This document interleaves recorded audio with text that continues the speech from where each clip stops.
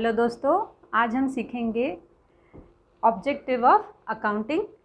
Objective means accounting का क्या मोटो होता है, क्यों अकाउंटिंग किया जाता है, उसके पीछे ऑब्जेक्ट क्या है, ये आज हम सीखेंगे। इसका पहला ऑब्जेक्ट या पहला पॉइंट क्या है? To record all business transactions. Accounting का पहला ऑब्जेक्ट होता है रिकॉर्डिंग। क्यों किया जाता है अकाउंटिंग? रिकॉर्डिंग के लिए। जो भी बिजनेस ट्रांजैक्शन है उनको रिकॉर्ड करने के लिए अकाउंटिंग किया जाता है, इसीलिए इसका पहला ऑब्जेक्ट है to record all business transactions. जितने भी ट्रांजैक्शन हमारे बिजनेस में होंगे उन सभी का रिकॉर्डिंग हमारे अकाउंट्स बुक में होना चाहिए। ये उसका पहला ऑब्जेक्ट है, ये उसका पहला उद्देश्य है, उसका मोटो है। ठीक, उसके बाद दूसरा ऑब्जेक्ट है to determine profit and loss. क्या है? Profit and loss determination. Determine करना, हमारे बिजनेस में हमें प्रॉफिट हुआ है, लॉस हुआ है, इसका डिटर्मिनेशन करना, ये हमारा अकाउंटिंग का दूसरा ऑब्जेक्ट होता है। कि जो भी हम बिज़नेस करते हैं हम किसी मोटो के साथ तो करते हैं, लेकिन पहला जो हमारा ऑब्जेक्ट होता है वो क्या है कि हम कितना प्रॉफिट कमा रहे हैं या हमें कुछ लॉस हो रहा है तो कितना लॉस हो रहा है, ये हम फाइंड आउट कर सकें। इसीलिए इसका दूसरा ऑब्जेक्ट होता है to determine profit and loss of the business.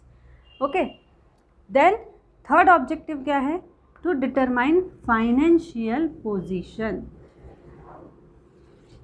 Financial position. अब आप बोलेंगे कि पहले पॉइंट में हमने लिख दिया है कि प्रॉफिट एंड लॉस और फाइनेंशियल पोजीशन हम थर्ड पॉइंट में लिख रहे हैं, तो फाइनेंशियल पोजीशन मतलब क्या कि आपका स्टेटस क्या है। हो सकता है आपको इस साल लॉस हुआ हो, ये तो हमारा सेकंड ऑब्जेक्ट है कि हर टाइम पीरियड का, हर महीने का, या जैसे भी आप अकाउंटिंग रिकॉर्ड आपके रखते हो उस पर्टिकुलर पीरियड का आपको प्रॉफिट और लॉस फाइंड आउट तो करना ही है, डिटरमाइन तो करना ही है। लेकिन थर्ड ऑब्जेक्ट जो है हमारा वो है डिटरमाइन फाइनेंशियल पोजीशन।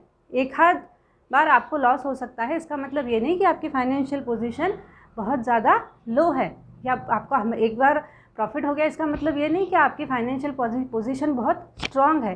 तो थर्ड ऑब्जेक्ट हमको बताता है, अकाउंटिंग का थर्ड ऑब्जेक्ट ये है कि हम हमारी फाइनेंशियल पोजीशन को डिटरमाइन कर सके। हमारी फाइनेंशियल स्टेटस क्या है ये डिटरमाइन करना हमारी अकाउंटिंग का थर्ड ऑब्जेक्ट होता है, क्योंकि हमारे फाइनेंशियल पोजीशन पर ही हमारे बहुत सारे ट्रांजैक्शंस या हमारा आगे का बिजनेस प्लान ये बेस्ड होते हैं। इसीलिए फाइनेंशियल पोजीशन डिटरमाइन करना ये हमारे अकाउंटिंग का थर्ड ऑब्जेक्ट होता है। फोर्थ ऑब्जेक्ट है हेल्पफुल फॉर द मैनेजमेंट। हमारा चौथा ऑब्जेक्टिव है अकाउंटिंग का कि मैनेजमेंट को हेल्प करना।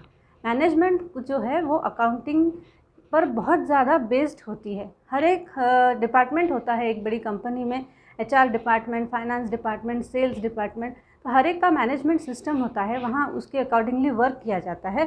तो अकाउंटिंग रिकॉर्ड उस मैनेजमेंट को क्या करते हैं? मदद करते हैं, उसको हेल्प करते हैं।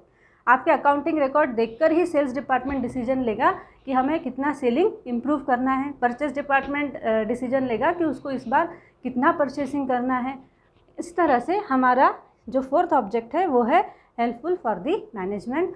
अकाउंटिंग जो है उसका एक उद्देश्य ये होता है कि मैनेजमेंट को मदद करना, हर तरह से रिकॉर्ड उसको इस तरह से प्रेजेंट करना जिससे वो सही समय पर सही डिसीजन ले सके। Last fifth objective of accounting होता है communicate business information to the needy personal.